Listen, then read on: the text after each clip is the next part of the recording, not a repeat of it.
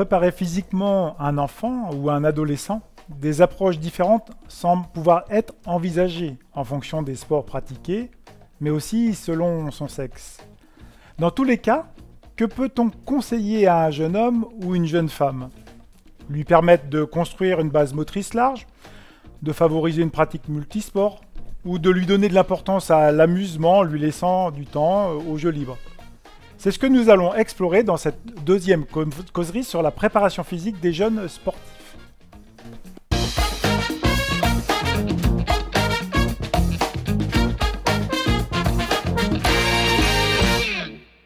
Bonjour et bienvenue dans cette causerie du sport et sur cette deuxième partie qui est liée à la préparation physique et notamment sur la préparation physique des jeunes enfants et adolescents. Alors aujourd'hui, nous allons parler de différences entre les filles et les garçons au moment de l'adolescence. Et pour cette causerie, nous accueillons de nouveau Geoffrey Bardin. Bonjour Geoffrey. Bonjour Eric.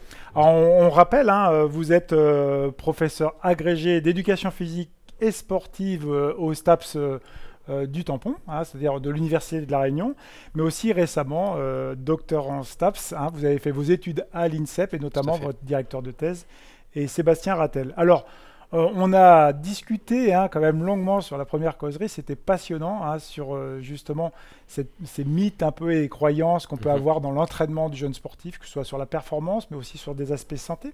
Aujourd'hui, on va parler de la différence homme-femme. Donc ça, c'est un sujet aussi très important et qui vous tient à cœur, je crois, dans votre secteur de recherche.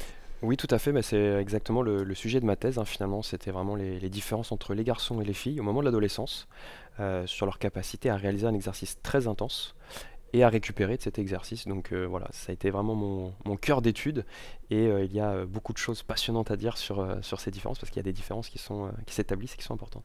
Ouais, on va rentrer tout de suite dans le vif du sujet parce que vous nous avez proposé une slide avec des pourcentages et une photo magnifique d'une épreuve d'athlétisme. Je crois que ça doit être un relais 4x400 ou 4x100. Oui. C'est quoi ces pourcentages? Donc 35, 90, 30%? Ouais.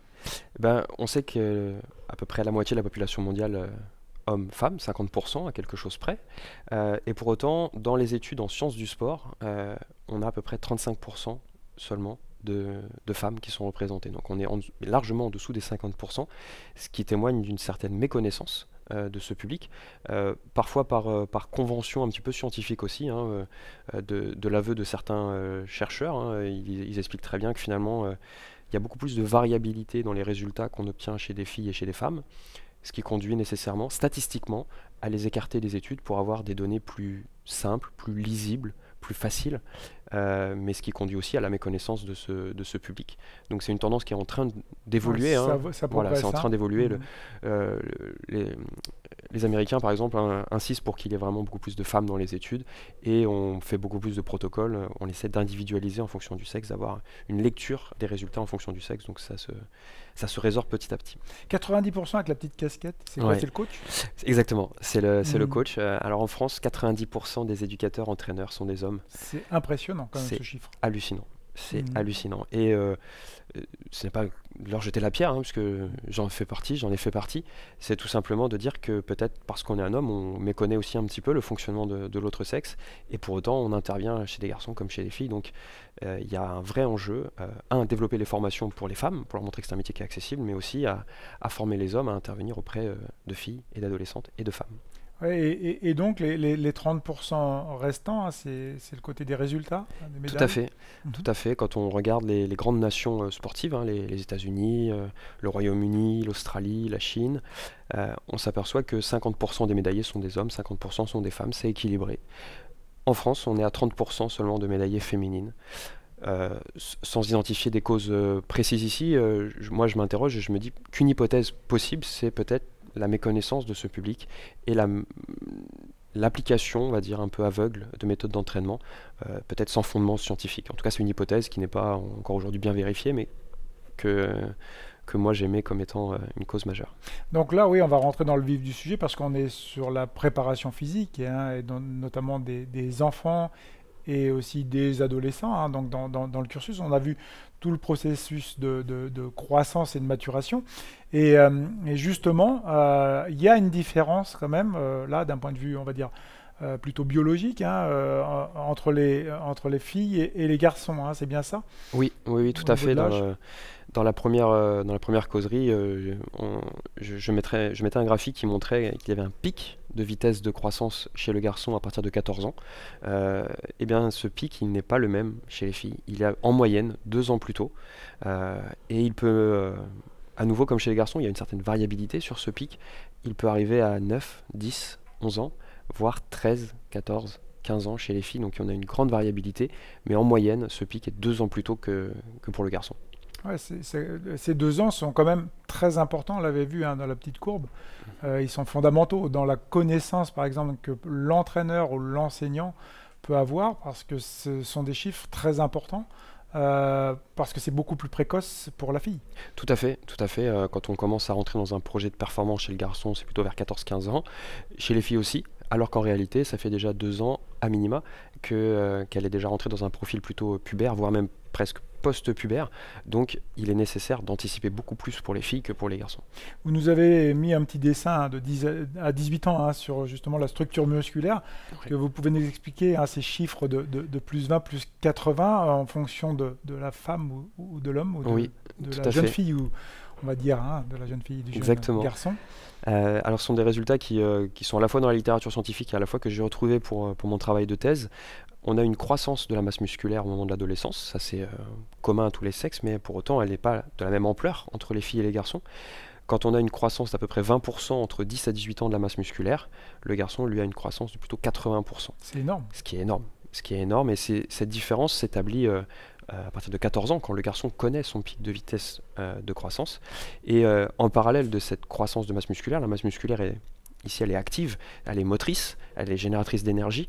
La fille connaît en parallèle une croissance de sa masse grasse sous l'impulsion hormonale, beaucoup plus de testostérone chez les garçons que chez les filles, et beaucoup plus d'œstrogène et de progestérone chez les filles, ce qui conduit à un stockage, on va dire mécanique, hormonal, de la masse grasse qui est plutôt inerte à l'entraînement, qui ne produit pas d'énergie. C'est un petit peu comme courir avec un gilet lesté supplémentaire. Nécessairement on est peut-être un petit peu moins performant. Donc la fille n'est pas le garçon en moins fort, elle est vraiment différente dans sa composition également. Oui, parce qu'on entend souvent hein, dans les questionnements journalistiques, dans le sport, oui, alors la différence, homme-femme, etc. Donc on va sur des secteurs parfois un peu, voilà, des méandres. Voilà, mais là, on est vraiment sur des connaissances qui sont liées à des recherches scientifiques. Oui, oui, oui, tout à fait. Alors, c'est le petit logo un petit peu mathématique que j'ai mis en bas de la diapo. C'est l'idée de dire comment on va faire pour comparer équitablement des garçons, des filles, mais même des hommes et des femmes qui n'ont pas la même composition corporelle. Et donc, on a des méthodes mathématiques. Moi, j'en ai utilisé une, par exemple, dans mon travail de thèse, qu'on appelle l'allométrie, qui permet de tenir compte de cette différence de masse musculaire. Et donc, de comparer équitablement, on va dire, des filles et des garçons, des hommes et des femmes, et de voir si la différence qu'on observe, elle est liée à la masse musculaire ou elle est liée à un autre paramètre. Et là, pour le coup, il faut être très vigilant parce que, par exemple, un paramètre assez fréquent dans l'entraînement qu'on appelle le VO2 max, la quantité maximale d'oxygène qu'on peut consommer, on peut l'exprimer en valeur absolue, des litres d'oxygène, mais on peut aussi l'exprimer en millilitres par kilo par minute. Et là, il y a le poids de corps. Et là, il y a le poids de corps, et là, il y a le biais. On n'a pas la même composition corporelle entre des adolescents et des adolescentes, entre des hommes et des femmes. Et là, on a un biais statistique, mathématique, qui ne reflète pas la réalité. Donc voilà, il faut être vigilant là-dessus. Oui, et les modes d'entrée sont importants aussi, hein, justement, dans la recherche, parce que en fonction des critères et des hypothèses qu'on va émettre, on voit bien que là, le mode d'entrée est très très important. Tout à fait, il est déterminant. Il est déterminant. Sur mon travail de thèse, j'ai comparé des résultats bruts, absolus, avec des résultats équitables, avec l'allométrie. Et on voit qu'il y a des différences filles-garçons qui s'établissent à partir de 14 ans, qui sont très importantes, et qui disparaissent dès lors qu'on compare équitablement en fonction de la masse musculaire de chacun. Ouais, donc là, on a vu, on a des comparaisons filles-garçons. On va continuer d'ailleurs justement sur ces comparaisons qui sont très intéressantes et notamment avec pas mal de petits paramètres.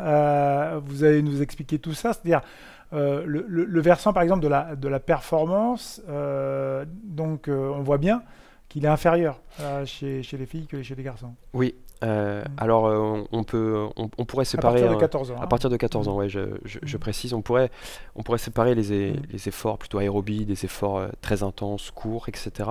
Mais globalement, on constate une performance supérieure des garçons à partir de 14 ans, tout simplement en raison de cette masse musculaire qu'on évoquait précédemment.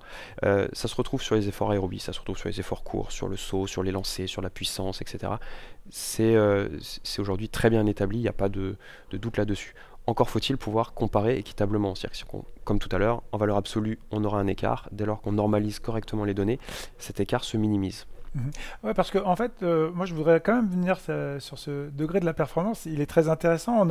On a eu à certaines époques, notamment dans les années 80-90, des courbes qui disaient qu'à un moment donné, les marathoniens, les marathoniennes rattraperaient les premiers hommes, c'est-à-dire les femmes, pourraient faire des temps aussi, on va dire, les mêmes, égaux sur un marathon. Et on s'est rendu compte que non, finalement. Donc on a quand même des facteurs qui sont reliés aussi à la biologie, à la physiologie. Tout à fait, tout à fait. Là, on a parlé de la performance brute. On va comparer un temps, on va comparer une hauteur de saut, etc. Mais il y a bien évidemment d'autres paramètres, plein de paramètres qui vont influencer ce résultat. Il y a certes la masse musculaire qu'on a évoquée, mais il y a aussi des aspects nerveux, des aspects hormonaux, des aspects de thermorégulation qui peuvent différer entre les hommes et les femmes, des histoires d'économie de mouvement. Et toutes ces différences expliquent, en tout cas pour une bonne partie, justement cette difficulté des femmes à atteindre les temps des hommes sur des marathons, même si sur les épreuves un peu plus longues, je crois que petit à petit les femmes commencent à se rapprocher, à arriver dans le top 10. Donc peut-être que sur les épreuves plus longues, il y a... oui, il y a quand même, mais comme le dit Guillaume Millet dans ses recherches, à un moment donné, il y a un pourcentage aux alentours des 8%. Ouais, 8, voilà, 8, de 8, différence qu'on va retrouver. C'est-à-dire si les meilleurs hommes sont présents, les femmes seront à peu près à 8% en dessous. En dessous. Par rapport au métabolisme, la différence, oui, on l'a évoqué. Vous pouvez nous en dire un petit peu plus par rapport à justement cet âge, fille, garçon, 14 ans? Tout à fait. Bah, ça, c'est vraiment issu directement de mon travail de thèse, puisqu'on a fait réaliser à des enfants et des adolescents, rameurs et rameuses de club, un exercice très intense sur rameur. Donc ils ont fait 1 minute à fond, sans gestion de l'effort sur rameur. Et nous, on a quantifié l'énergie qui était produite, et cette énergie, soit elle était d'origine aérobie, via l'oxygène, soit elle était d'origine anaérobie. Et en réalité, entre 10 et 14 ans, la part aérobie, la quantité aérobie, la quantité anaérobie sont la même entre les filles et les garçons. Par contre, à partir de 14 ans, il y a une production anaérobie qui est très supérieure chez les garçons et qui s'accentue encore entre 16 et 18 ans. Donc ce métabolisme, il est beaucoup plus anaérobie chez le garçon. Pour autant, on pourrait se dire les filles sont moins anaérobies, elles sont un peu plus aérobies. Pas nécessairement, c'est-à-dire que il y a peut-être une dépendance un peu plus forte sur le métabolisme des lipides, donc favorise l'endurance, mais il y a la même efficience, c'est-à-dire que pour une même dégradation dans le muscle de glucose, de lipides, on a la même efficience énergétique derrière. Donc finalement, on a peut-être moins de fatigue chez la femme, chez l'adolescente, que chez l'adolescent et l'homme adulte. D'accord, c'est très intéressant. C'est quand même des données aussi assez récentes. Oui. Oui, c'est vraiment assez récent. Par exemple, moi je me suis intéressé aux exercices très intenses, donc très courts, 1 minute à fond. Seuls les anglophones se sont intéressés à cette différence en fonction du sexe, et pour le moment ils se sont surtout focalisés sur les aspects plutôt aérobies, efforts constants, plutôt lents, mais pas vraiment les efforts très courts et très intenses, pour des difficultés méthodologiques notamment.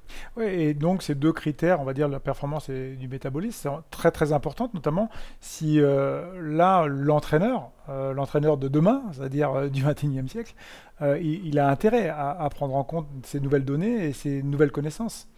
Oui, tout à fait. Ce métabolisme, il explique justement cette différence de performance. Si un garçon est capable de courir un peu plus vite, de sauter plus haut qu'une fille à partir de 14 ans, c'est parce qu'il a une partie anaérobie qui est plus importante.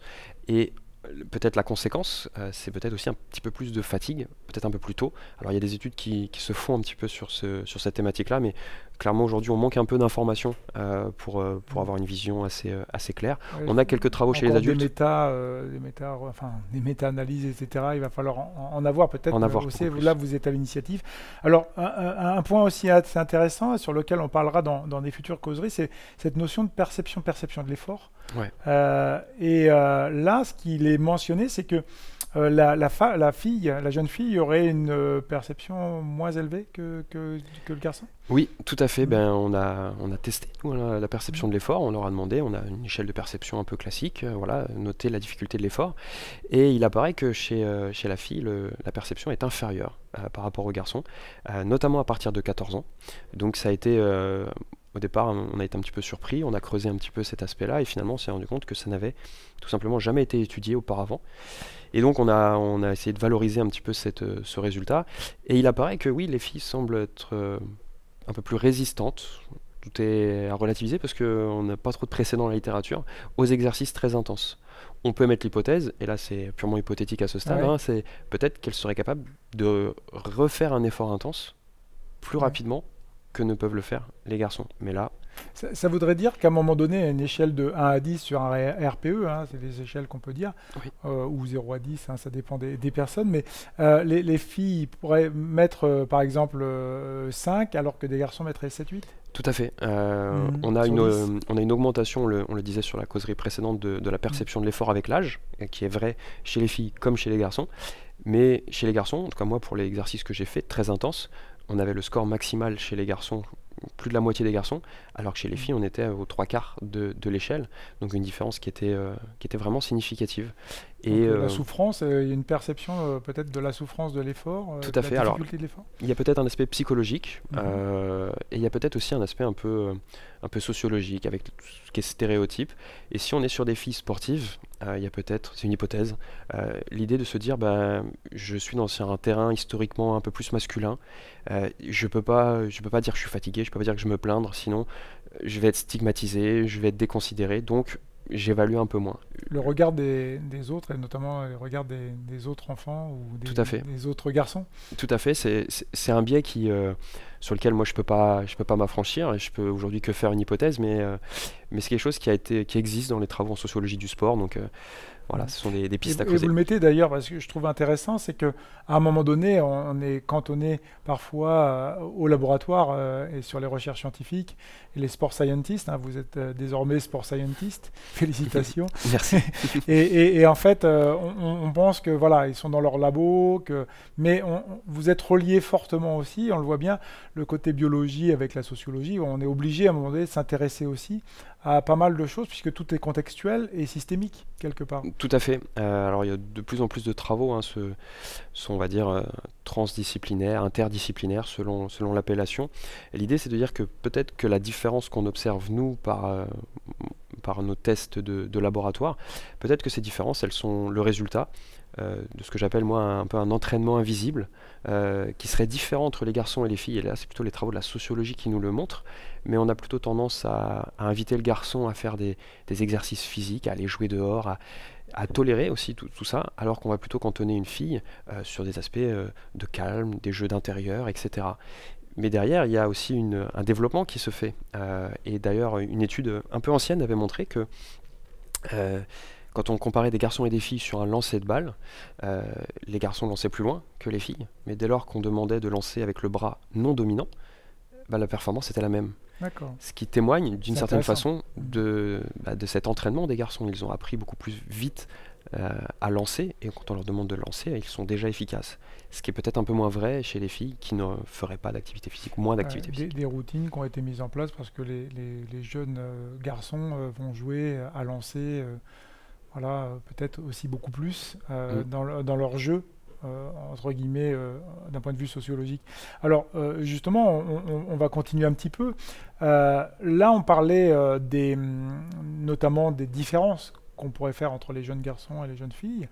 On va parler aussi des spécificités, hein, Mhm. notamment féminines, parce que arrivé à cet âge de 12 ans, on l'a bien vu, hein, il y a quand même quelque chose qui va se passer, et notamment des changements, que ce soit sur la croissance et la maturation. Et il y a pas mal de choses qui aussi arrivent là sur les spécificités, notamment vous parlez d'une sorte de triade chez la jeune fille. Ouais. Cette triade, c'est ce qu'on voit en bas à gauche, c'est-à-dire un déficit énergétique, l'aménorrhée, hein, les règles, et puis l'ostéoporose, c'est ça? Tout à fait. Alors ça, c'est la triade de la sportive. s'adresse pas nécessairement qu'à l'adolescente, hein, ça s'adresse aux femmes sportives. Et assez curieusement, c'est quelque chose qui a été très peu étudié chez la jeune sportive. C'est-à-dire que c'est quelque chose qui est aujourd'hui plutôt bien étudié chez la femme adulte, mais Et pourtant, c'est nouveau pour elle. et pourtant c'est nouveau pour la jeune fille, mais on a à ce jour très très peu d'études. Donc on est vraiment sur un terrain où on est dans une exploration totale.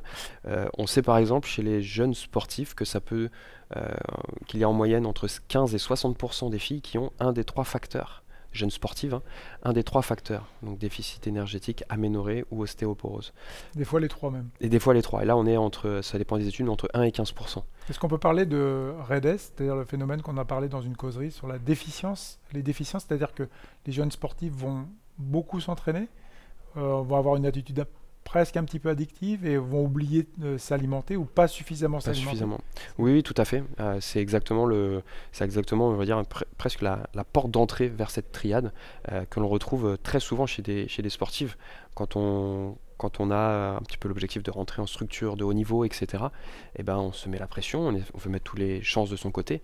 Et bah, dans toutes ces successions d'événements, il peut y avoir un déficit énergétique qui conduit justement à de nombreux autres facteurs.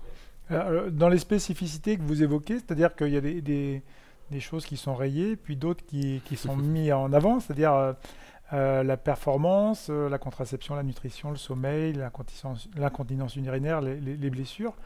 La petite loupe rayée, c'est quoi? Vous C'est pouvez pour nous- dire que finalement, chez cette jeune fille, on n'a pas vraiment d'études scientifiques. C'est-à-dire Ouais. que les paramètres que j'évoque ici, l'effet de la contraception chez la jeune fille, donc Mhm. notamment au moment de la ménarche, c'est-à-dire que l'apparition des premières règles, on n'a à ce jour aucune étude qui s'est intéressée à l'apparition de la ménarche, aux conditions et aux conséquences euh, sur sa capacité d'exercice, sur son bien-être aussi de la jeune fille, sur le risque de blessure. On a très très peu d'études dans les études chez la femme adulte, la jeune femme, 18 ans, 20 ans, 22 ans, mais chez la jeune fille, la jeune sportive, on va dire entre 12 et 18 ans, il y a très très peu de données. Donc tout ce que je vais dire là, c'est avec le peu de recul que nous avons nous scientifiquement. En tout cas, ce qui semble ressortir, c'est que, notamment sur l'influence de la ménarche et des règles sur la capacité de performance, il n'y a pas encore on va dire, de consensus scientifique. La règle, c'est plutôt d'individualiser. C'est-à-dire qu'on peut avoir des filles qui vont être très impactées, d'autres moyennement, d'autres peu. Donc la règle, ça va être de toute manière d'individualiser et de ne pas appliquer le dogme aveuglément. Oui, parce qu'on a aussi parfois des choses un peu tabous sur lesquelles on ne veut pas trop discuter, pas forcément explorer. On le voit par exemple sur l'incontinence urinaire, on va penser que c'est relié fortement à l'âge et d'en Ouais. rentrer dans l'âge, alors que le travail, les gynécos vous diront, voilà, le périnée, il y a un travail déjà même à jeune âge. Exactement. Mm. Alors, très peu de données, mais j'ai retrouvé des données quand même françaises sur le sujet. Ça touche à peu près 7% des jeunes filles, donc entre 13 et 24 ans. Ça touche à peu près un quart des sportives. Et sur les sportifs de haut niveau, là on est plutôt sur des jeunes adultes, ça touche 63% des sportifs de haut niveau qui n'ont pas eu d'enfant. C'est-à-dire que c'est plus d'une femme sportive C'est sur deux. énorme. C'est hallucinant. La cause de ces incontinences, c'est surtout les chocs Mhm. avec des sauts, hein, je pense à la corde à sauter par exemple, mais il y a aussi d'autres facteurs qui peuvent être liés à une laxité musculaire et qui peut être lié justement à ce qu'on disait tout à l'heure sur la triade avec un dysfonctionnement du cycle menstruel qui peut conduire à ces conséquences-là.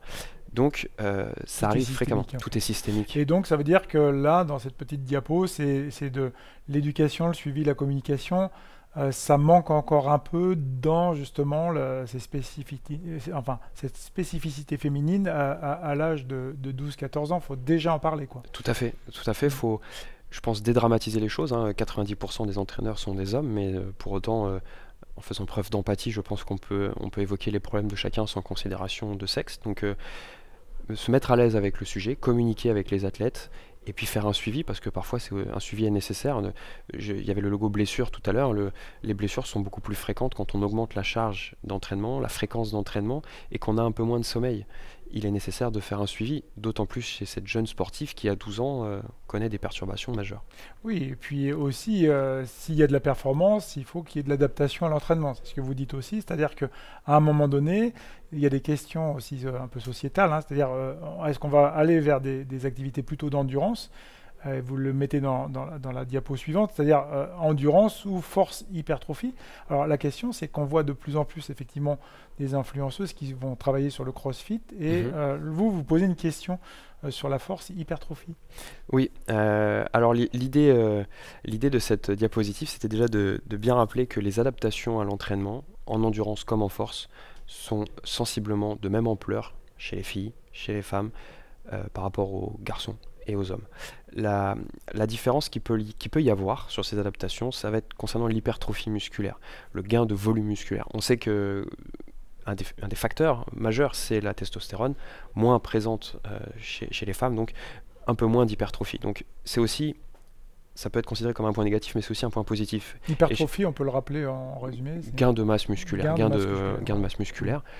Chez les crossfiteuses, par exemple, dont on parlait juste avant, on va avoir un peu moins ce gain de volume musculaire qu'on aura comparaison aux hommes, aux garçons, etc. Pour autant, les gains de force seront similaires. Et il y a aussi, on parlait de sociologie tout à l'heure et d'injonction à un corps féminin, un idéal féminin qui relève plutôt du mannequin fin que de la jeune sportive un peu plus trapue et plus musclée. Il y a moins de risques d'hypertrophie massive chez des jeunes filles. Donc il n'y a vraiment aucun frein à la pratique de la musculation pour des gains de force.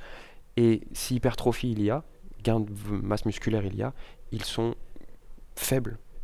Ils sont orientés vraiment intrinsèquement, c'est ça? C'est-à-dire qu'on voit moins sur l'apparence, sauf peut-être les jeunes femmes ou les femmes qui font du bodybuilding. Voilà, mais là on est sur une pratique avec un volume d'entraînement qui n'a rien à voir avec le volume de préparation physique.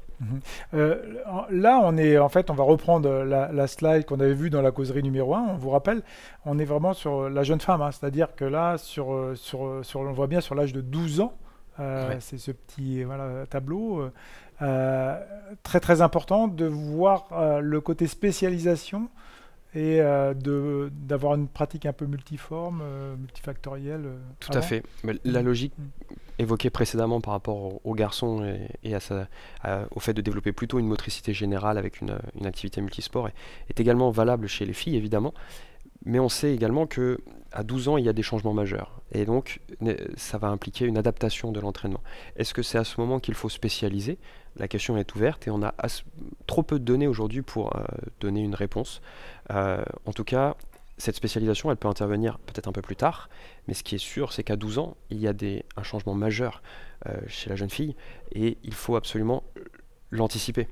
Ce n'est pas à 16 ans, quand on va commencer à rentrer sur le système de compétition internationale, par exemple, où il va falloir dire « Oh là là, mais tu as moins de force qu'avant, tu sautes moins haut, etc. » Ça s'anticipe dès 12 ans, dès le pic de vitesse de croissance, et même un petit peu avant. Donc c'est pour ça que je mets ce panneau « Attention à 12 ans », parce que... Mais 12 ans, c'est, on va dire, sur le sommet de la courbe de Gauss, on peut avoir quand même des fluctuations, quoi. Tout à fait. On aura des jeunes filles qui vont connaître ce pic plutôt à 10 ans, et d'autres qui vont le connaître plutôt à 13 ans et demi. On a même presque une plus grande variabilité presque chez les filles que chez les garçons. Donc ça, c'est un facteur à prendre en compte. Et puis on a un âge, on parlait de 12 ans, qui a tendance à se rapprocher de plus en plus de 11 ans et demi, voire 11 ans, à cause des facteurs sociétaux probablement. Donc d'autant plus de vigilance. Ouais, donc il faut être vigilant sur là, on parlait d'entraîneurs tout à l'heure, et les entraîneurs sont souvent masculins, donc il y a quand même un paradoxe, dans le sens où la vision qu'on peut avoir, elle peut être faussée. Il peut y avoir un biais un peu de... Oui, tout à fait. Entraîneur masculin avec un idéal sportif, féminin, peut-être à caler le même modèle pour une fille, alors qu'a priori ça ne semble pas être le cas. Donc il y a un vrai travail de sensibilisation des éducateurs, des entraîneurs. Là, on parle encore de performance, mais peu importe, pour continuer dans l'activité. On parlait d'abandon de la pratique sportive. Les filles abandonnent la pratique sportive plutôt que les garçons. Et il a été montré que finalement cet abandon était lié, pas uniquement mais en partie, à cette maturation. Mon corps change, je suis peut-être un peu moins forte, j'ai peut-être mon corps qui a changé, je suis moins performante. Bon bah avant j'étais la meilleure du groupe, je ne suis plus la meilleure du groupe, j'ai plus envie de continuer. Donc il y a une vraie sensibilisation à faire là-dessus pour proposer des contenus adaptés et garder les filles dans la pratique. S'il y a performance, il y aura performance et on ira. Mais voilà, ça me semble important. Vous me tendez la perche sur la dernière question. Vous êtes jeune sport scientist, hein, récemment docteur en STAPS, et puis en collaboration avec Sébastien Rattel sur ces travaux magnifiques, hein, que vous faites par rapport à la jeune génération sportive, voire aussi sur le côté santé. Les enjeux là, de la santé à venir, ce sont quoi justement? Et les enjeux de cette recherche, qu'est-ce qui va déboucher là-dessus? Alors ils sont nombreux évidemment, mais il y a une piste qui à ce jour me semble trop peu explorée. Je parlais de perception de l'effort tout à l'heure, avec les filles qui ont tendance à percevoir l'effort comme moins difficile que les garçons. Ça c'est une vision sur la difficulté. On a aussi un aspect plus émotionnel, adhésion à la pratique physique. Et là, on n'a pas d'information. C'est-à-dire que, oui, peut-être qu'elles le perçoivent plus facile que les garçons, mais peut-être qu'émotionnellement, ça les dérange beaucoup plus que les garçons. Peut-être qu'elles n'ont pas envie de recommencer. Quand je disais tout à l'heure qu'elles ont peut-être la capacité de le faire, peut-être qu'elles n'ont pas l'envie. Et là, on manque clairement d'informations sur ce sujet-là, d'autant plus chez ces filles qui abandonnent un peu plus la pratique au moment de l'adolescence. Donc l'appel est lancé. On vous remercie beaucoup, Geoffrey Bardin, pour vos interventions sur ces causeries justement de la préparation physique chez les jeunes enfants et adolescents. On vous souhaite une très bonne continuation dans vos recherches. Merci beaucoup. Et évidemment dans vos interventions. À bientôt. Merci. À très bientôt pour d'autres causeries aussi passionnantes, je l'espère.